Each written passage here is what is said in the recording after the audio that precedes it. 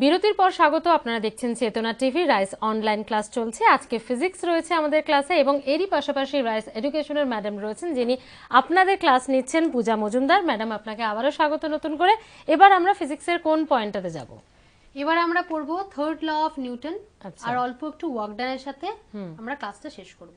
বেশ, তাহলে আমরা সরাসরি ক্লাসে চলে যাই। একদম। তাহলে আমরা পড়ছি third law of Newton. Third লটা খুব কমন একটা ল, যেটা সবাই মনে রাখে, যেটা হচ্ছে every action has equal and opposite reaction. এটা সবার মানে এই লটা, বাকি দুটো ল নিয়েও সবাই যদি কনফিউজড হয়ও, এই লটা সবার মোটামুটি মনে থাকে। তবে এই লটা দিয়ে যেটা মানে প্রশ্ন, সেটা হলো action and reaction both acts on বলে অপশন থাকে পরীক্ষায়, same body, different body, all of this or none of this. তো এখানে কিন্তু করতে হবে ডিফারেন্ট বডি। অ্যাকশন অ্যান্ড রিয়াকশনটা আমরা সবাই জানি যে action and reaction both have same magnitude but opposite direction. কিন্তু এরা দুজন কিন্তু কখনোই একটা অবজেক্টের উপর অ্যাক্ট করে না। আমি যদি দেওয়ালটাকে পুশ করি, দেওয়াল কিন্তু আমাকে পুশ করবে। অ্যাকশন অ্যান্ড রিয়াকশন তাই জন্যই কোনোদিনও ব্যালেন্স ক্রিয়েট করতে পারে না বা ইকুইলিব্রিয়াম করতে পারে না। এটাও যদি কোশ্চেন আসে, কনসেপচুয়াল কোশ্চেন তো আজকাল আসতেই পারে কোশ্চেন, যে action and reaction can not establish equilibrium. কেন করতে পারে না? Because they always acts on different body. তারা সবসময় ডিফারেন্ট অবজেক্টের ওপর অ্যাক্ট করে। আরেকটা জিনিস মনে রাখতে হবে, অ্যাকশন না থাকলে কিন্তু রিয়াকশন থাকবে না। অ্যাকশন আর রিয়াকশন একে অপরের সঙ্গে রিলেটেড। কখনো অ্যাকশন না থাকলে রিয়াকশন কখনোই থাকবে না। এই যে বললাম আমি অ্যাকশন রিয়াকশন, সেটাও আমরা দুটো এক্সাম্পল দিয়ে বুঝবো। প্রথম এক্সাম্পল, যখন আমরা হাঁটি তখন আমরা পিছনের পা দিয়ে মাটিটাকে পুশ করি, তাই জন্যই কিন্তু আমরা সামনের দিকে এগিয়ে যাই। আমরা আমাদের পিছনের পাটাকে দিয়ে মাটিকে বা যে সারফেসের উপর আমরা হাঁটছি সেই সারফেসকে ব্যাকওয়ার্ড ডিরেকশনে পুশ করি। অ্যাজ এ রেজাল্ট সারফেসও আমাদের উপর ফোর্স অ্যাপ্লাই করে, যেহেতু সেটা অপোজিট ডিরেকশনে, সেই জন্য আমরা সামনের দিকে এগিয়ে যাই। আমরা ব্যাকওয়ার্ড পুশ করি, সারফেস আমাদের ফরওয়ার্ড পুশ করে, তাহলে সেটা আমাদের হাঁটতে সাহায্য করছে। তাহলে এই কোশ্চেনটা আসলে আমরা এখান থেকে বলতে পারবো যে এই যে আমরা হাঁটতে পারছি, সেটা কার সাথে রিলেটেড? সেটা অ্যাকশন অ্যান্ড রিয়াকশনের সাথে রিলেটেড। আরেকটা এক্সাম্পল বলতে পারি, যে ধরো একটা টেবিল আছে, টেবিলের উপর একটা বই রাখা আছে, এখানে একটা বই রাখা আছে। তাহলে বইটার তো নিজস্ব একটা ওয়েট আছে, সেটা কোন দিকে অ্যাক্ট করবে? অলওয়েজ ওয়েট অ্যাক্ট করে ডাউনওয়ার্ড ডিরেকশনে, ডাব্লু। যেহেতু বইটা এই যে টেবিলটার ওপর ডাউনওয়ার্ড ডিরেকশনে নিজের ওয়েট দিয়ে ফোর্স অ্যাপ্লাই করছে, তার জন্য টেবিলটা এই বইটার ওপর একটা আপওয়ার্ড ডিরেকশনে ফোর্স অ্যাপ্লাই করছে। এটাকে বলা হয় নর্মাল রিয়াকশন ফোর্স। এই আরটা মানে হলো, আরকে বলা হয় নর্মাল রিয়াকশন ফোর্স। তাহলে এই নর্মাল রিয়াকশন ফোর্স আর ডাব্লিউর মধ্যে রিলেশন কি হবে?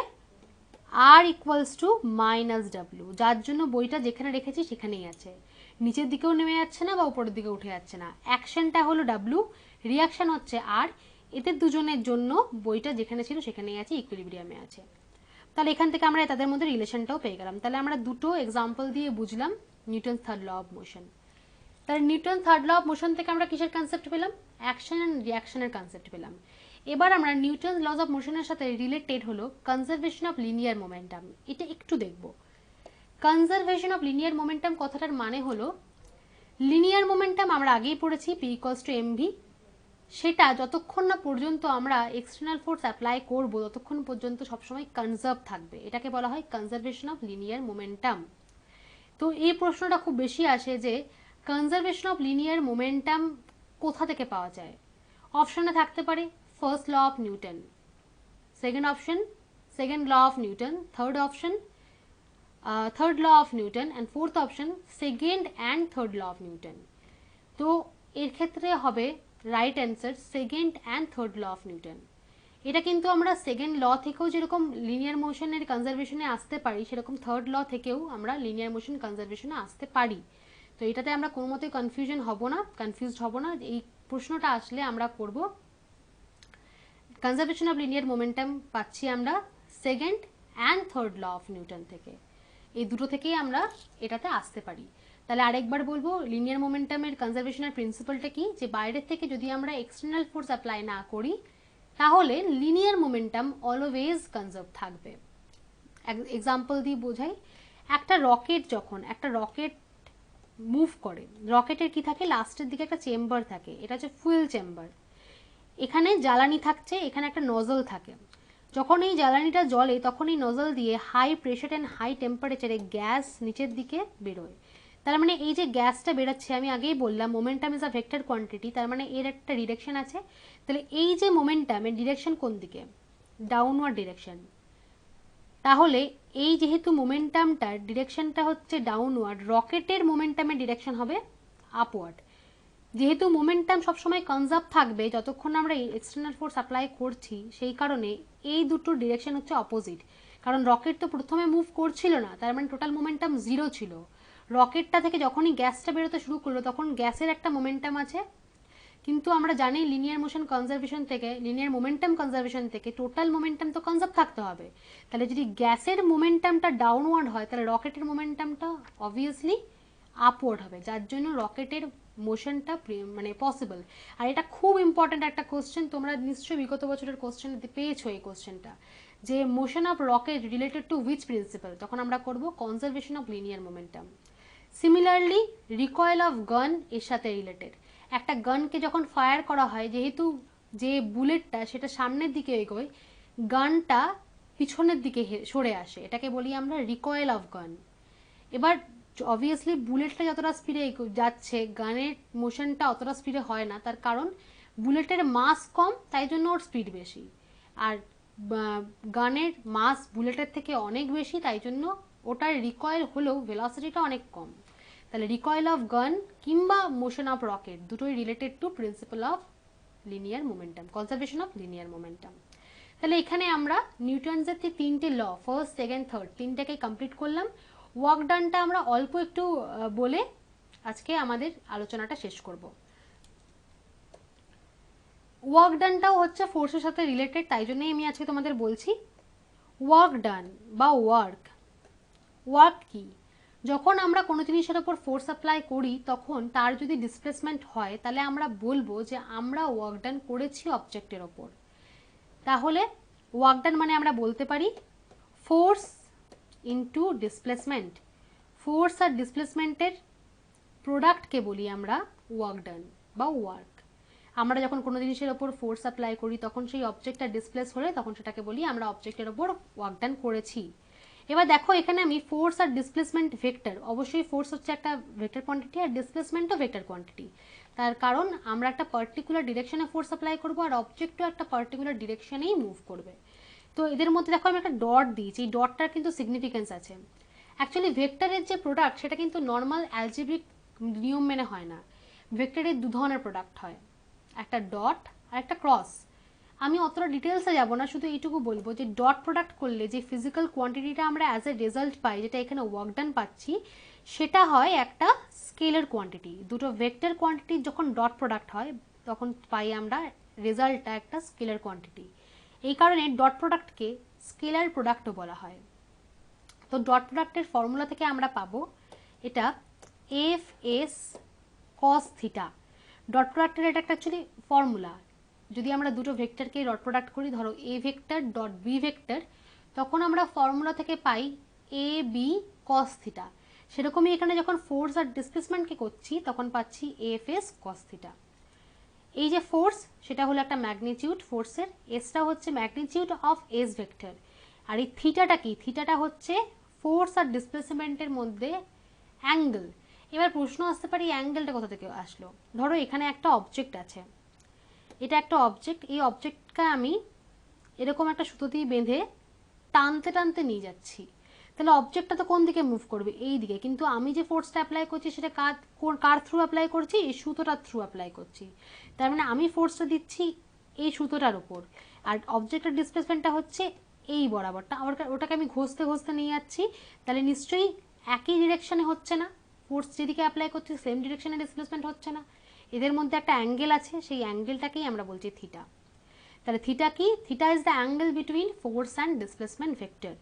আর পরিষ্কার করে আমি এখানে করে দিচ্ছি, এদিকে হচ্ছে ফোর্স যদি হয় আর এদিকে ডিসপ্লেসমেন্ট হয়, তাহলে এটা হচ্ছে theta between force and displacement vector. এবার এই থিটাটা ভ্যালু 0 থেকে শুরু করে 180 ডিগ্রি বা 180 ডিগ্রির ভিতরে হতে পারে। তার উপরে ডিপেন্ড করছে ওয়ার্ক ডানটা পজিটিভ হবে, নেগেটিভ হবে না 0 হবে। তাহলে এখান থেকে বুঝতে পারছি যেহেতু ফোর্স আর যেহেতু আমি ডাব্লিউ ইকুয়ালস টু লিখেছিলাম এফ এস কস থিটা, তাই জন্য ফোর্স আর ডিসপ্লেসমেন্ট দুটোই হচ্ছে পজিটিভ কোয়ান্টিটি হবে, ম্যাগনিটিউড কখনো নেগেটিভ হতে পারে না। আগেই বললাম কস থিটাটার উপর ডিপেন্ড করে ওয়ার্ক ডান নেগেটিভ পজিটিভ 0 হবে, তাই জন্য আমরা ওয়ার্ক ডানকে 3 ভাগে ভাগ করছি। 3 ভাগে ভাগ করলাম এখানে, একটা হচ্ছে পজিটিভ ওয়ার্ক ডান, একটা হচ্ছে নেগেটিভ ওয়ার্ক ডান, আর একটা হচ্ছে 0 ওয়ার্ক ডান।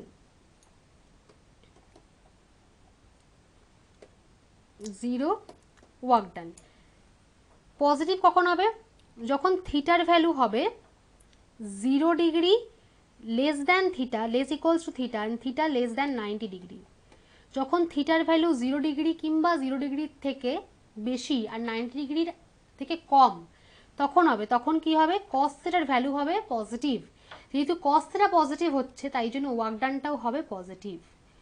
আবার যখন থিটার ভ্যালু 90 ডিগ্রির থেকে বেশি হবে আর 180 ডিগ্রি কিংবা 180 ডিগ্রির থেকে কম হবে, তখন সেটাকে বলবো আমরা, অ্যাঙ্গেলটাকে বলবো অবটিউজ অ্যাঙ্গেল। আগেরটাকে বলছিলাম অ্যাকিউট অ্যাঙ্গেল যখন 90 ডিগ্রির থেকে কম ছিল। যখন থিটার ভ্যালু 90 থেকে বেশি আর 180 কিংবা 180 থেকে কম হবে তখন সেটাকে বলবো অবটিউজ অ্যাঙ্গেল। আর তখন কি হবে? কস থিটা হবে নেগেটিভ। যেহেতু কস থিটা নেগেটিভ হচ্ছে সেই কারণে ওয়ার্ক ডানটাও হবে নেগেটিভ। 0 কখন হবে? 0 দুভাবে হতে পারে। 1 নম্বর যেটা হচ্ছে থিটা ইকুয়ালস টু 0 হলে, 90 ডিগ্রি হলে, থিটা ইকুয়ালস টু 90 ডিগ্রি হলে কি হয়? কস 90 ডিগ্রির ভ্যালু হয় 0, সেই কারণে ওয়ার্ক ডানটাও হবে 0।